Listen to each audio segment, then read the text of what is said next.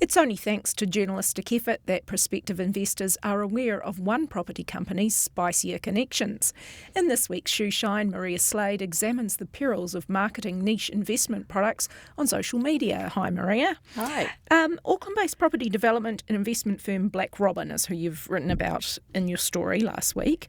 They've done deals with former bankrupt property developer Terry Serapisos and involved convicted financier Paul Bublitz, as you reported. Can you sum up what happened, what the story is there?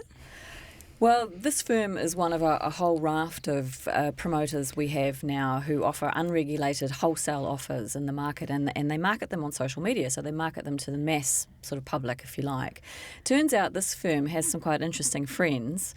Paul Bublitz is the partner of one of the firm's founders, which, obviously is fine, but he has been consulting to the firm and sourcing property deals for them, and a couple of the deals he's sourced is via Terry Serapisos, the former bankrupt Wellington property developer who has a pretty interesting track record, to put it politely.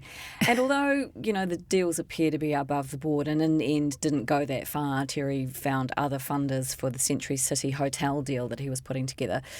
It does raise the question of, if you're promoting yourself to the general public, mums and dads, soliciting funds, do you think perhaps people ought to know that, you've got some associations with people that, could give rise for concern? So that was the point of having a look at this story for this week. Right.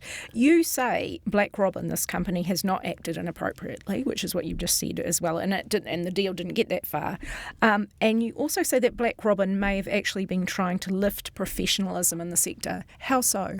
I went down to talk to them, and I was actually reasonably impressed with what they're trying to do. It is a new sector. Back in the day, mums and dads invested in the finance companies, as we know, the Hanovers, the Bridgecorps, all the rest, and we know how that turned out.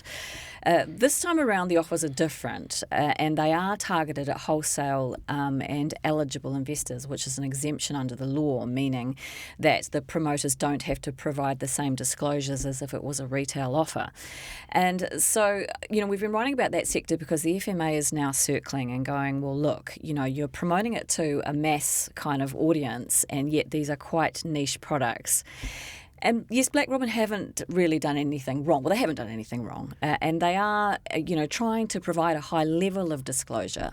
But I think the point I'm trying to make is there isn't a lot of regulation that surrounds this sector. And although some of them might be striving to do it right, the fact that they are out there promoting to people who could class themselves as eligible investors, you don't actually need to be high net worth. You can get your accountant or lawyer or whoever to certify that you know what you're doing. So that does widen the scope a bit. The fact that they're making these offers to these people, it kind of seems to me that perhaps now we do need a bit more of a regulatory structure around it, and that's not something we haven't had to date. And that is sort of compounded by the fact that these offers are going out on social media. Yes, in my view, yes, that's right. I don't think we could, the horse is bolted. I don't think we could ever stop them promoting the offers in that way. And a lot of them, since the FMA came down on one of the promoters, Duval, just recently about making misleading claims, a lot of them have really pulled it back. You can see in the way they're offering them and the way they word them. And they are being very careful around the regulators. But the fact remains, they are on Facebook.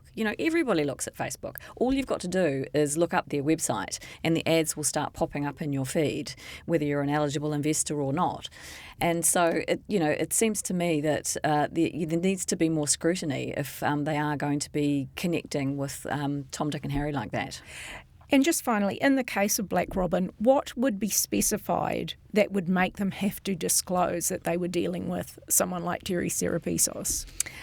I mean, perhaps there should be some regulation for them to declare their track record, declare some of the deals that they have done in the past.